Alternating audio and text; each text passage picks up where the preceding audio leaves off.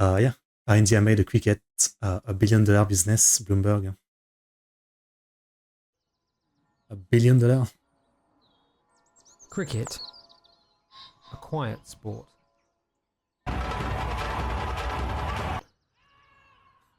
Are you sure? Pioneered by the British,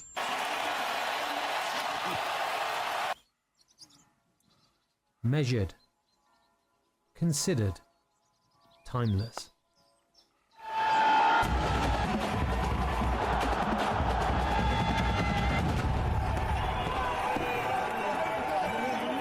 Wow. Just a couple of decades ago, cricket was struggling to attract audiences, and its commercial future was very much in doubt.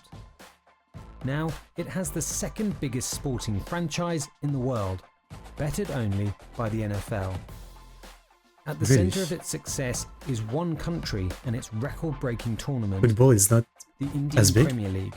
No way. So there's been a revolution in cricket. Traditionally, what used to happen, when English cricket started, cricket in the rest of the world stopped. Now, such is the glamour of IPL, such are the riches the IPL provides, that English cricket has to bow down to India. There are 74 games now in the IPL, and each one is valued at over £10 million for one game. There's no way that other formats of the game before could have commanded that sort of financial power or value.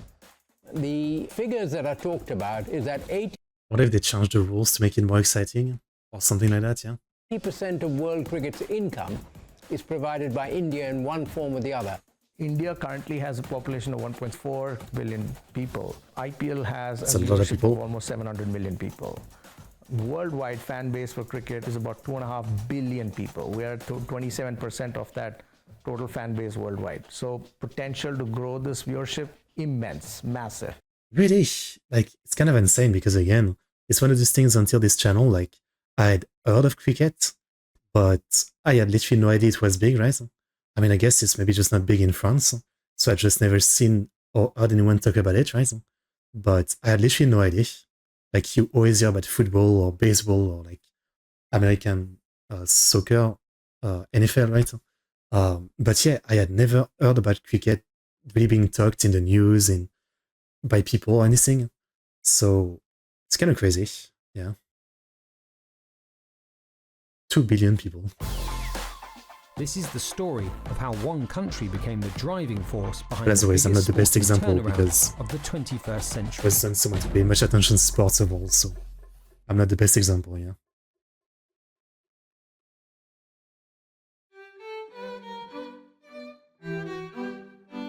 The gentleman's. Well, cricket is this unique English game. The English invented most of the sports, but cricket is probably unique in that the two sets of players are doing opposite things. One of them is playing with a bat, and the other one is playing with a ball. It's one of those kind of quite enigmatic sports to describe, I think. It's the battle between runs, the number of runs you can score, versus the number of wickets. And a wicket is when a batter gets out. And so it's a contest between runs and wickets. The overall aim of the game is to score more runs than the opposing team. A run is essentially a point, and it's given every time a batter runs between the wickets, which is possible after the ball has been bowled. 4 runs are given if the batsman hits the ball beyond the boundary of the pitch, with the ball having hit the ground. Like an home run, yeah. 6 is given for batters who can clear the boundary without the ball hitting the ground. The fielding team bowls to the Well, that's batting more like the team. home run. A fielder bowls in sets of 6 balls, which are called an over. After each over, the bowler changes. The best way to prevent the batting team from scoring is by getting the batsman out or taking wickets. This can be done in many ways: Hit him. bowling, catching, or running out. Once 10 of the 11 batsmen are out, their innings finishes and they can't score any more runs. The same is true if they run out of time, which varies depending on the type of cricket game, and is where It is some most super long revolution one. has taken place in recent years. It's most I guess that is the biggest challenge, that's right, yeah. We had watched a video before about the rules of cricket, or explaining it, and I remember thinking about the concept of like those games that are over multiple days that, you know, that cannot be for me. I mean, that just sounds way too long. And I don't know if I want to say boring, but I don't think I could quite get invested in a match that goes on 4 days. I don't know. It's kind of like, it sounds like too much. Traditional format is multi-day cricket. So where it's played with a red ball and there are 3 results possible. India-centric because Indian society and government put all the resource and popularity toward this one sport. No other sport has even 20% of the support and attention that cricket has in India. Fair enough, yeah, that makes sense. I mean, I guess rather than like most country, I guess they support multiple sports, right? In terms of like the government having money for like project about sports. I guess they would do multiple sports, but yeah, there's some country where they go in on one sport. I'm guessing somewhere like, for example, like Brazil, they mostly do, soccer, right? Most of the budget must be going towards soccer, right? So yeah, I guess it makes sense. Fair enough. Lose or draw. So I know people are completely stumped by the fact that you can play a game for 5 days and still draw at the end of it. Cricket's complicated rules and long playtime meant it struggled to appeal to fans outside Commonwealth countries who had deeply historical ties to the game. Yeah. Invented in England in the 1600s, cricket arrived in other parts of the globe during the late 17th and 18th centuries via British colonisers.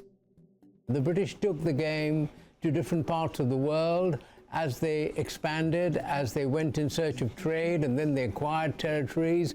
They didn't tell people you have to play our sport. They played their sport, and the other people seeing the British play the sport, they were like, that looks kind of fun. attracted by it. While a number of the Commonwealth countries adopted the game as their own, one managed to turn the sport into big business. I think the Indians, who've been given no chance at all, are likely to give a great deal more trouble than many people expect. When I was a very young boy, that was a long time ago, in the 50s, as a 5-year-old, I was taken in India, in Mumbai, to watch England play India. Mihir Bose, the BBC's first sports news editor, is one of cricket's best-known commentators. Oh, he's a His commentator. most recent book, 9 Waves, The Extraordinary Story of How India Took Over the Cricket World, traces the country's rise from colonial dependency to global dominance within the sport. The money in cricket came through, and this was worldwide, came through people at the gates buying tickets. When a team came over in England, Australia, West Indies, New Zealand. IPL is a business league that happens to show cricket instead of a cricket league that happens to be a business. Oh, interesting. I see. Or whoever, there would be in the cities what was called test fever. People would want to buy tickets, there would be long queues to get tickets and so on. And that was the situation till well into the 1990s. Is gambling allowed in India? Television had shown its Is there like a potential in big India gambling during the 1982 Asian Games. system But it for wasn't cricket? until the 1990s, when domestic viewership reached critical mass, that its full potential could be capitalised on. The cricket authorities in India realized television stations were prepared to pay big money. By then, crowds had declined all over the world. People were watching on television, and English cricket and Australian cricket found that when they played India, they could sell their television rights to these Indian television stations for a lot of money. And that is where India, if you like, took over the world game. Okay. While the sport's original days-long format continued to have an appeal with long-standing fans, cricket struggled to entice new, younger audiences. I mean, who's got This time to watch a pressure game only over intensified multiple as days? The unparalleled popularity of mega franchises It's like insane. the NFL and the EPL continued to proliferate. In an attempt to reinvigorate the sport, a variety of shorter formats with fewer overs were created. England, finding audiences were not coming to cricket, spectators were not coming to cricket, devised a new format of the game where only 20 overs were bowled by each side, shorten the game, because then you could play the game in an English summer, start it at 1 or 2 o'clock, play till about 7 o'clock, 8 o'clock, and somebody could finish their work at 5 and just pop in for 2 or 3 hours. That was the idea. That's good. That's good. England's 20-over format, also known as T20, Yeah, I'm guessing the original idea was like, it's a game for the rich, right? Like, they literally have all the time in the world to play a game over multiple days. So it made sense when it was like a small game back in the day. But in modern time where, if you want your sport to be popular, like you need to broadcast it and stuff like that. I mean, what TV station is going to like broadcast your game for like 5 days, right? And who's going to watch that? And if you're missing a day or two, then it's like it's hard to care about the rest of the game, right? So I guess that makes sense. Yeah, I mean, most sports is probably the same. Like you have to make it shorter. Like there's no way anyone is gonna watch something that's like 5 days or even like a game over 2 days. It's kind of crazy. Yeah. But again, if you think about it, back in the day, it was probably like a game for the more rich people who just had the time to do that. So fair enough. IPL caused gambling to become extremely popular, especially among poor sections of society. Of course, yeah. Due to being tricked by marketing and famous celeb endorsements. Yeah, okay. I was wondering if like India might have been one of those countries that managed to fight back against gambling, but guess not. But fair enough. That makes sense why it's making so much money. I guess they wouldn't make so much money if there wasn't also gambling, right? With just like ticket sale and TV rights, you can only get so far, I guess. 2020 launched its first professional tournament in 2003. The shorter format made it a much better fit for broadcasters. Sky Sports televised 8 group matches and the entirety of Finals Day live. England's T20 World Cup was a success domestically and had proved the potential of a more explosive version of the game. But it would take a total disruption in 2008 to change the course of cricket. And that disruptor came in the form of the Indian Premier League. No matter which time zone you're in, over the next 51 days, it's only one time, and that is to celebrate cricket's biggest festival. Welcome to the Vivo Indian Premier League. 50 days.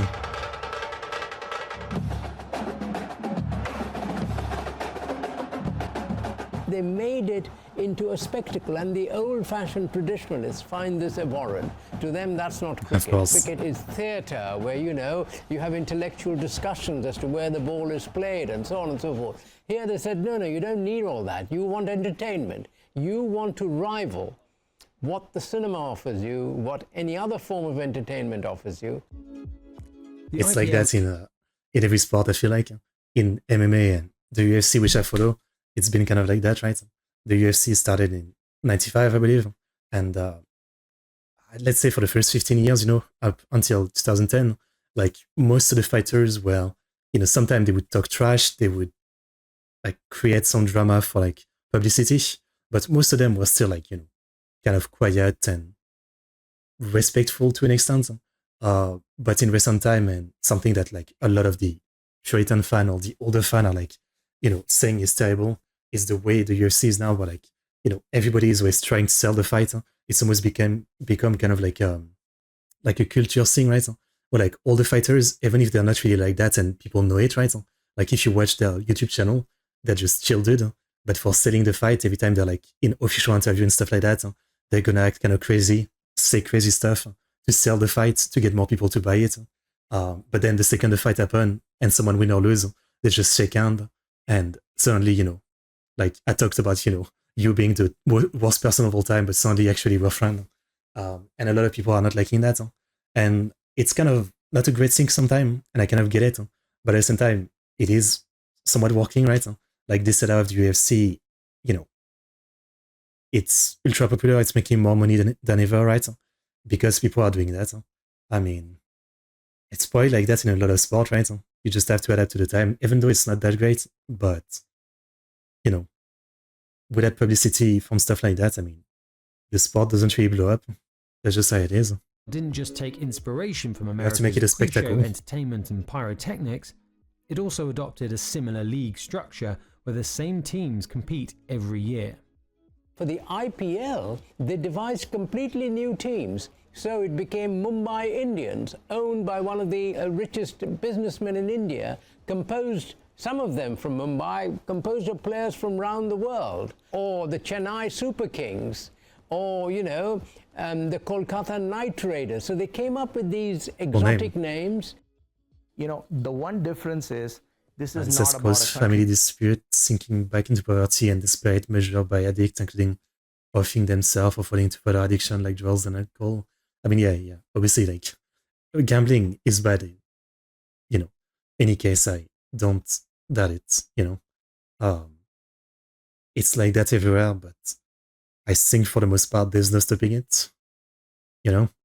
Like, even in country like Japan, where they technically officially ban gambling, they still basically only did that as a kind of front, to just try to act morally good. But they actually have a lot of loophole, so there's still like an insane amount of gambling in Japan, like pachinko stuff and horse racing and all that. Um, so like I feel like it's just one of those things where, like, as fucked up as gambling is, I think most countries won't ban it because it just makes so much money for the economy, for everything, whatever about people's, like, way they are destroying their life with it. It's one of those things where, like, I guess it just stimulates the economy too much for it to be banned, I guess. Playing another country. The one difference is you're able to, as a franchise, attract the best in an auction, which is done prior to the season beginning, where you bid for the best players in the world for a certain price tag. How much has the IPL changed the face of cricket because of the money involved? Yeah, well, I mean, the money involved is huge for the players these days. This is a time of upheaval in sport, when new moneyed leagues promising big payouts threaten to upend the status quo. From Saudi Arabia's controversial LIV golf tour that saw golfers sign up despite concerns over the country's human rights record and then lose their place on renowned PGA tours, to the proposed European It's like that with every Super sport, though. a breakaway competition in football sports whitewashing, designed to guarantee millions of dollars for a select few at the expense of long-established leagues. And the IPL is no different, with only 10 teams competing, each under owners with deep pockets. Just It 10. quickly attracted the world's best players, causing issues for any other tournaments that took place during the IPL season. Player choice, scheduling, the kind of proliferation of short format leagues, whilst also trying to... I don't know if I like that, to be honest. I think I prefer when it's, like, open, So, like, even if you have a team that's super unknown from, like, a small place, as long as they win, they can maybe make it to the very top. Like, the dream, the story of the underdog. So, like, but I guess the IPL is supposed to be, like, the top of the top, right? So fair enough. But I don't know. Is that how soccer works too? I don't really know. Like, I feel like, for example, from the baseball video we watched, sometimes, like, even some team that is known to be terrible, sometimes they might do super well and actually make it, even though no one expected. So I don't know if I like this system of, like, limiting it to 10 teams, and it's always the same 10 teams. But I don't know enough. To schedule international cricket, whether it's test match cricket, the domestic game, the other international formats. It is quite a challenging jigsaw puzzle. The organisation unofficially in charge of putting that puzzle together is the Board of Control for Cricket in India, or the BCCI. While the International Cricket Council is named the global watchman, money, as is often the case, wields power. Yeah. The humble truth here is the BCCI is the richest body today in the world of cricket across the globe. Money. Purely because of the success of IPL, massively. So you've got sponsorship deals pouring through every single corner of the room into the BCCI. 80% of world cricket's income is provided by India in one form or the other.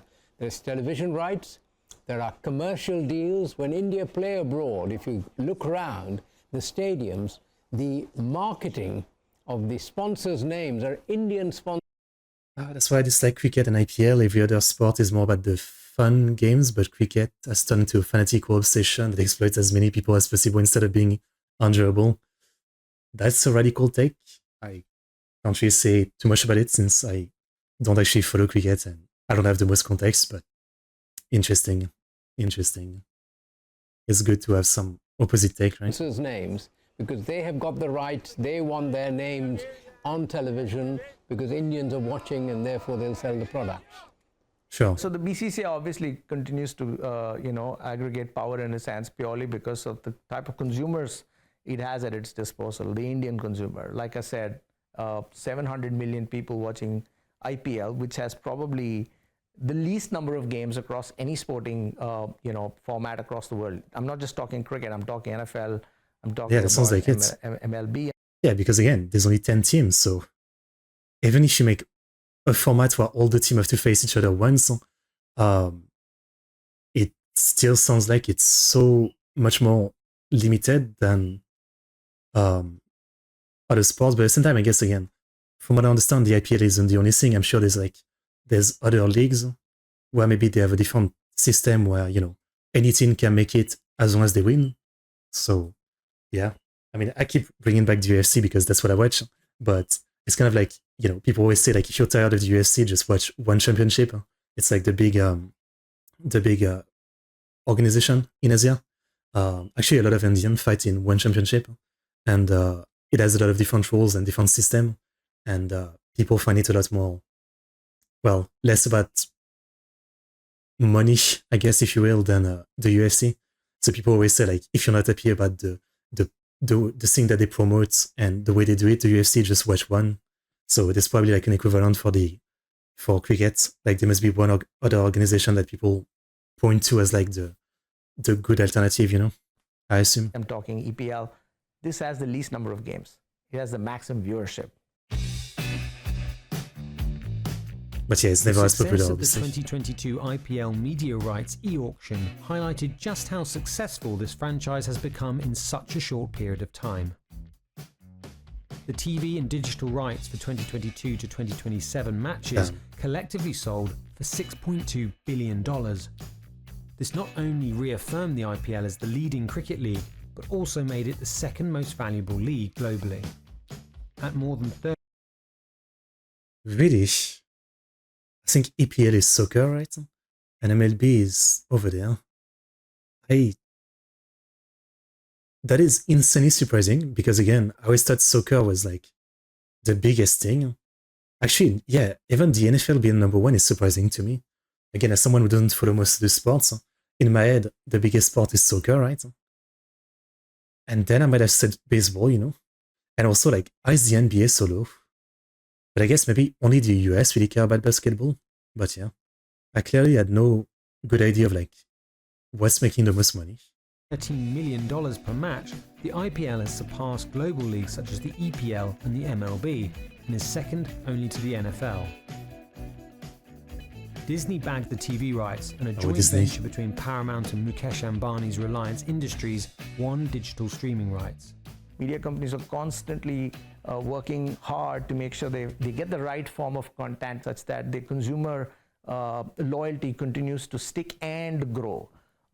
If you look at the case of Netflix in the 2 quarters that went by, they actually said they're going to come off massively on. That's even fun. Lose a lot of money to betting, yeah. I mean, again, I think it's a problem in every country, like sports betting and,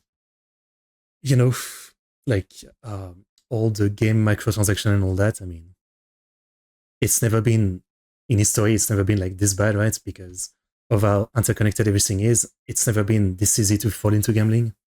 I myself fell for it a little bit with gacha stuff, gacha game, gacha mobile game back like in 2017-18 when I got my first job.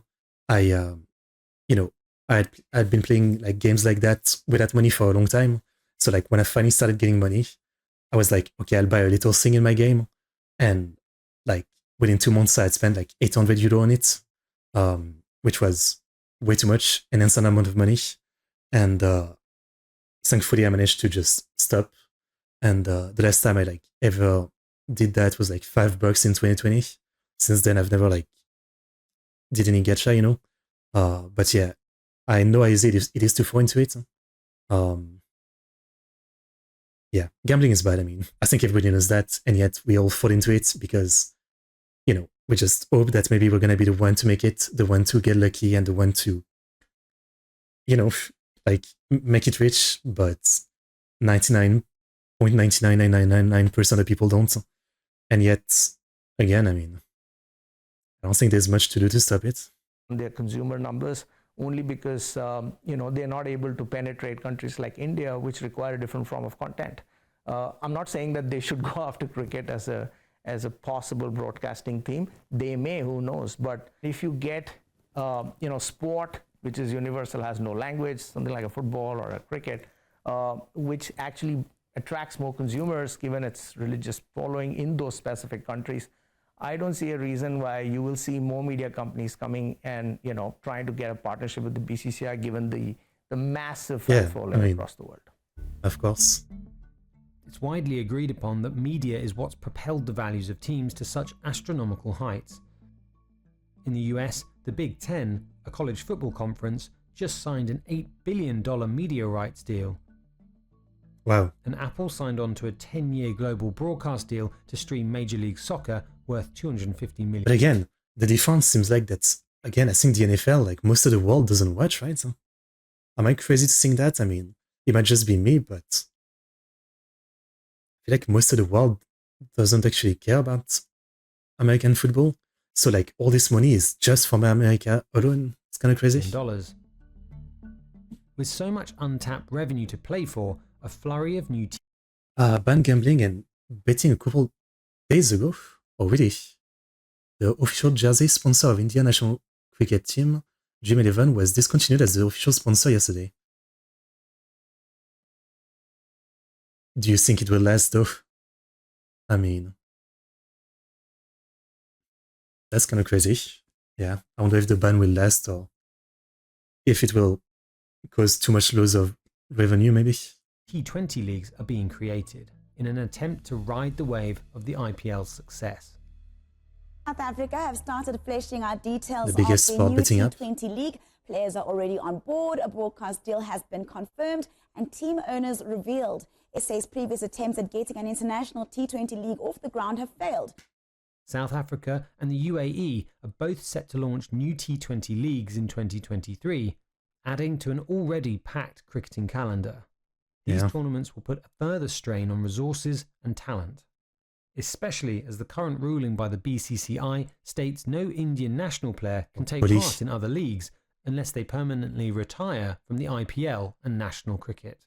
Oh wow, that's good Thinking short. is that players competing in other T20 tournaments will take fans to those franchises, which could lead to tougher competition in terms of attraction, attention, and brand value for the IPL. So you've seen T20 leagues mushroom in Australia, the Big Bash League, the Caribbean Premier League, one in England, and now two new leagues being launched, just announced, one in South Africa and the other one in Dubai, the Emirates Cricket Board. Now, the fact is, in all of these leagues, Indian players who have a global fan following are not allowed to play. That's the rule. And if you It's can't kind of insane, get, huh? the likes of MS Dhoni or Virat Kohli or some of the other big boys that we have playing cricket across the world for their country and in the IPL league, I think you lose that many audiences. In an interview with ANI Sports in August 2022, the BCCI Vice President Rajiv Shukla commented on the matter. Our Indian Premier League is itself a huge league, and we cannot allow any of our players to attach themselves to any foreign league in any manner.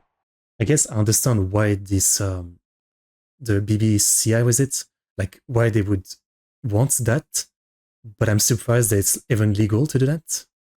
Like, I feel like in most sports, like you see it all the time in soccer, right? Players being basically like going to the highest bidder, right? Different team over the world who pays them the most. And again, it's just understood that's how it works, right? So, and I thought it was like a legal thing that you can't really make a contract like that. Like if you, I don't know legal stuff too much, but yeah, like that, if you leave, you're kind of like, you can't come back, you have to retire or something. It's pretty extreme for a contract. The owners of the IPL teams have found a clever way to compete with these burgeoning leagues. Buying the competition. Oh, I All guess. teams within South Africa's new T20 tournament have been bought by the owners of IPL teams. There are 10 team owners in India. All of them have tasted immense success in IPLs. They've seen their valuation go from literally nothing to now close to $2 billion per franchise, given the media rights valuation.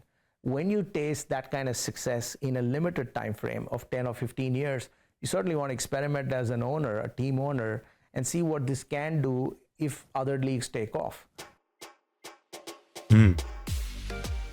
Now, non-cricketing countries, seeing the opportunity that T20 brings, are beginning to hedge their bets. Not only is the shorter format an easier game to sell to those countries with less understanding of the sport, but the money floating around and growing demand for talent offers the perfect incentive for young athletes. Yeah.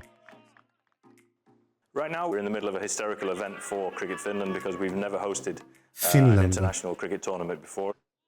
I think from our Finland, perspective as a It's non-traditional random. country, we've been looking at the data that's come out from our World Cup qualifier event. There are quite significant viewership figures which have come through I purely wonder if we have a French from team. Finnish I have no idea. viewership. Probably. And I think looking at that in terms of the way forward, that has come about simply because the game itself has become more attractive for people to actually come and watch. It's become something which is more sold as a product, has more things going on for the viewer when they come to the ground. We've tried to sort of mirror that here with a very smaller version. Obviously, we haven't got a 100,000-seater stadium as they've got or a traditional cricket ground in India or in England. But at the same time, we have looked at it to actually think about how we can actually get new people interested in the game and have somebody at the game that is referring to what's actually happening on the cricket field to somebody that's never seen a game of cricket before. I guess cricket is also pretty good, like for if you're like young, right? And you don't even have to, like, you don't need a crazy setup to train it. Like you need the picket and the like that stuff, right? And a ball. But then, like, even if you don't have any sports field in your town, you just find like a field, a random field, and you can just train there, right? Obviously, it's not like perfect if it's not flat and all that, but it seems like the kind of thing that, you know, it's pretty easy, kind of like soccer, right? I mean, you just get a ball and you can play anywhere you have the space. So like most young people will have an easier time like training for it. IPL is instead given opportunities to play. Yeah. Fair enough. But at the same time, from what I understand, the IPL is very small, right? There's only 10 teams, so how many players is there per team? It's probably not a lot, right? I love every sport except cricket and hate making sport more about money and exploitative corporation than the sport itself. Yeah, but isn't it the same like in every sport at this point? Like, all of the big sports are like that, though. The crazy sponsors, the insane amounts of money for the players and all that. I mean, I think the only sports that you could say that is the one that are not popular, right? I mean, I don't know. Yeah. Because anytime a sport gets popular, it's all about money because all the sponsors come in, all the deals, all the stars. It just kind of goes like that. I mean, I guess it's the same with everything these days, you know, like if a book, if a game, if a song get popular, that's just how it happens. I mean, it's not the greatest thing, but, you know, can't really escape it. It's modern day. For Finland, a country whose own national sport, Pesapallo, is also bat and ball based, Pesapallo? T20 offers a potentially easy transition for players Never heard of it. and viewers. You only have to look at the average salaries of Pesapallo and IPL athletes to understand the opportunity here. Yeah, it seems very different. In 2019, the highest salary for a Pesapallo player was about $55,000. I feel embarrassed, I've never heard of Pesapallo. That same year, the IPL's Sorry. top-paid cricketer Virat Kohli's salary and winnings came in at around $4 million. That's not to mention the $21 million he banked through endorsements. Ah, okay. The opportunities that are there for players in non-traditional countries to actually have access to the global stage. Whether Again, I'm always talking about the same thing. Reminds me of the difference between the UFC and boxing, right? While the UFC has really climbed its way over the last 30 years, you know, on average, even the popular like champion fighter, right? Like if they're really lucky, they might make like 1 million in pay from a fight. While boxers, it's like, you know, recent fights from like the popular champion boxers, they get like 50, 100 million in just one fight. While, you know, the UFC fighter gets like 1 million on a good day. It's kind of crazy sometimes the scale of the different sports, right? I mean, as much as I love MMA, it's still like, it's a baby compared to all those other sports, right? And that's a good example, right? Like boxing is kind of the same, yeah. Boxing is definitely It's definitely like it's such an old franchise kind of thing at this point that, you know, they get absurd amounts of money. I mean, again, it's constantly something people talk about in, you know, the UFC fan, right? It's like, you know, this fight was insane, but the fighter made like 500,000, and then this boxing match was like, you know, was like a joke fight, right? And it was like $100 million or something. It's insane, the difference. Insane.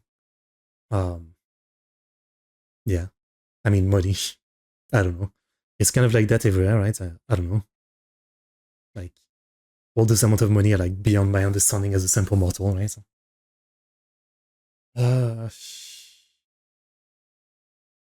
However, commercialization, it feels like symptom of the late stage capitalism. That's the word, yeah. But I think there's still a lot to enjoy. I mean, again, it's like everything in modern day. It's all driven by money, but, you know, if you just look at it like that only, there's nothing left to enjoy, right? So I think there's still like a lot to enjoy. That's how I look at it personally. You know, even YouTube, right? I mean, so many YouTubers are driven by money, right? Like they shove you sponsorship every 2 seconds. They have ton of ads. They sell you their merch. And you know, like some people might say like this one is doing too much, this one is doing too much. But if you look in YouTube, there's still like a lot of YouTubers who are like sincere and worth watching. I'm not talking about myself. I'm not sincere and I'm not worth watching. Okay, maybe I am. But you know what I mean? It's like, in sports it's the same, I guess. Like there's just, you know, there's a lot of choice, but the bigger one will always be coming with a lot of caveats. That makes sense? Yeah. I mean, unfiltered, let people have different opinion, you know, like, I don't know. I agree to disagree. I don't know. Versus playing sport are two different things, sure, yeah. Obviously. Whether that's IPL, whether that's another franchise somewhere else in the world, or whether that's within the ICC's global pathway events, I think that's something which has itself only developed in the last 5 to 10 years. It seems recent, Every other cricket board internationally is trying this format because they think it will result in them getting a lot of largesse in terms of dollars that come in, and they can in turn improve the local infrastructure of the game in their respective countries, which they probably can't do given the current state of finances. So it's a chicken and egg situation. If they are able to successfully attract and stage the first or second season of the tournament by attracting some world-class players and getting adequate consumers, media companies will come and funnel those as well. Now, cricket is hoping to break into the largest sports market in the world, the US. Yeah, that makes sense. Major League Cricket competition is set to launch in 2023, backed by investors such as I'm surprised it's not already popular in the US. And Microsoft chairman Satya Nadella. But can it beat baseball is the question. Los Angeles will jointly host the T20 World Cup with the West Indies. And there's also a bit... Yeah, that's interesting. I wonder, like, they might have to really change the rules in the US to make it compete against baseball because, again, I feel like one of the appeal of baseball seems to be that, you know, there's so many teams, and even like the teams that are known to be bad, they still have a chance to be good one year. So that's maybe like one big difference. Otherwise, I think that there's potential. But maybe like the other thing is the culture, right? I mean, I don't know. I feel like every sport can get big in the US, so there's a chance. By the ICC to feature cricket for the first time ever in the Olympics, which will also be in LA in 2028. You don't like the IPL, fair enough. With so much interest in the sport and its expansion, investors are picking apart the business model and exploring ways to capitalize even further. Samsung. I am filming with a Samsung phone right now. Please sponsor me, Samsung. It has now gone to serious business where and I am drinking Monster Energy. Please sponsor me. Across the globe are seeing this as an opportunity to own a franchise, probably improve governance, get more independent sportsmen to come on the boards of these companies and therefore attract the best talent, get sponsorships, and increase the scale and size of what they can do in the respective franchises. sport has become business, and sport is still run, and that is true beyond cricket in other sports, but particularly in cricket, as if it's a cottage industry. We haven't got off the field the sort of leaders and administrators we need to run a big industry like this, an industry that appeals to millions of people and which can affect the lives of millions of people, because for them it's a form of entertainment that they value. Fantasy game which you are calling as gambling was given approval by courts as skill-based. I don't know. Money-making game, however, recent law banned all money game by eating cricket as sport because of this. I think you misunderstood, Neil, but fair enough. Okay, very interesting. I do wonder if, let's say, not just the US, if cricket will be popular in France. Let me look it up. Is there any cricket in France? I have no idea. Cricket in France. Oh, there's the France national cricket team. Fourth in Viking Cup. The best result was in 2001. Okay.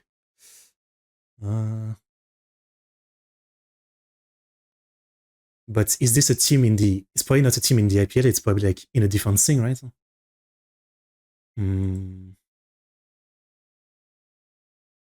Since there's only 10 teams in IPL, right? So it's probably like in a different thing. Interesting. Okay. Sweden, Norway, Hungary, Belgium. Okay. Genuinely, I think like the most interesting thing for me is that I really... Like, I knew the term cricket, but never really heard much about it before recently with like all the India video, right? So I've learned about it. I've heard about it now. Definitely. Maybe eventually I definitely need to watch a full game. So like one day I think it would be interesting to do a stream watching a full game. I've talked about it before, but I've had this idea of like many sports, that I've never watched a game, doing like a series of stream where I watch one game, one race of a sport, just to at least watch one, because it's kind of interesting, right? So eventually I'm thinking of doing that. I don't know on what channel I'm going to do that, but yeah, one day I want to do that. So yeah, one day, maybe. I'll try it for the French cricket team. How good bad the team is, I don't know. I mean, what is their record? How do you... Let's see, record maybe?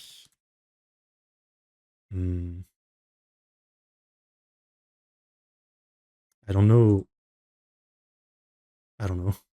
How do you read this? Oh. Here we go. That was weird. I lost my chat. It's back. Okay, I don't know how you look at record in cricket. France national team.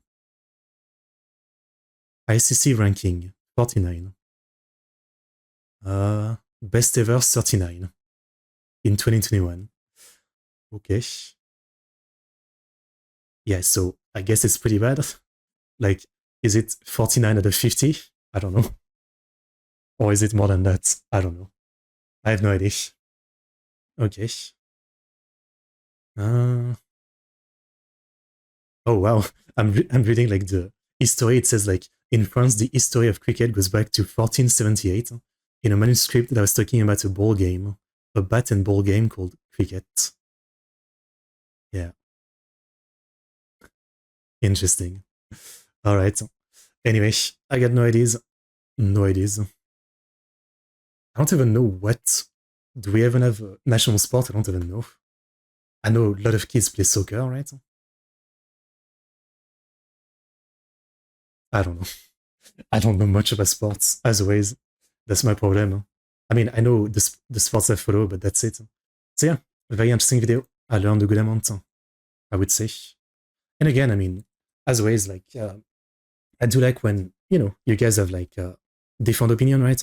Obviously, so far, for like all the stuff I've checked out about India, I've gotten a lot of like the positive sides of things, or like people with positive opinion of things, but I definitely don't want to be a channel that just does like, like unilateral positivity, I don't want to just be like a chill or something. So I don't mind seeing like people with different opinion about different aspects of India stuff.